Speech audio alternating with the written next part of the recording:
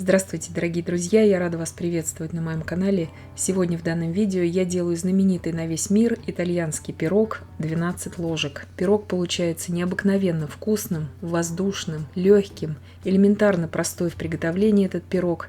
Справится любая хозяйка с ним. И здесь нам не понадобятся весы для его приготовления. 3 яйца я беру, щепотку соли, 12 столовых ложек сахара, это примерно 140 грамм сахара. Можете чуть поменьше взять, если вы не любите, можете 10 ложек взять.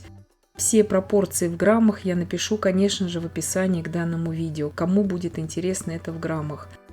2-3 минуты я взбиваю примерно. Вот до побеления, до пышности эту массу. Сейчас я добавляю туда 12 столовых ложек молока комнатной температуры. Ложки у меня такие не маленькие, примерно 90-100 граммов молока. Также растительного масла. 12 столовых ложек растительного масла без запаха. Это тоже примерно в граммах 90-100 грамм. Все пропорции, как я уже сказала, напишу, конечно же, вам в описании к данному видео. Все это просто перемешиваю, ничего здесь долго не взбиваю. Духовка у меня уже разогрета на 180 градусов Цельсия. 12 столовых ложек с горкой столовых ложек муки. Если моих ложек измерять, это будет примерно 240 грамм муки. Этот пирог, его можно тоже разрезать на коржи. Он очень нежный, но в принципе, если дать ему постоять, он также может быть использован как коржи для торта. Но для торта он, конечно, очень нежный. На 2 коржа вот реально его разрезать. 2 чайные ложки с небольшой горкой разрыхлителя. Не соды, а именно разрыхлителя я туда добавляю. Все это перемешиваю. Замешивать это тесто можно и большим хорошим венчиком. То есть не пользоваться даже миксером. Просто яйца тогда нужно будет где-то на пару минут подольше взбить этим венчиком. Сейчас я туда натираю цедру с одного достаточно такого крупного лимона. Сок половины лимона я туда добавляю от этого же лимона. Если вы не любите лимонную цедру, вы можете ее не добавлять. Но сок лимона нужно добавить.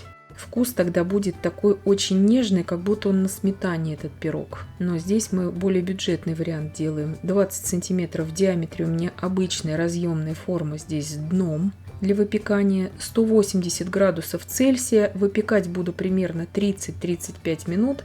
На среднем уровне, без конвекции. Естественно, духовку во время выпечки не открываем.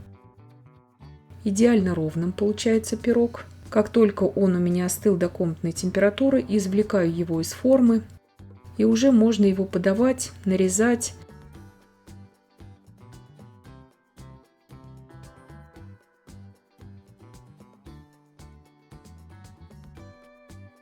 Посыпаю сейчас сахарной пудрой, это по желанию. Пышный, воздушный очень получается, необыкновенно просто вкусный.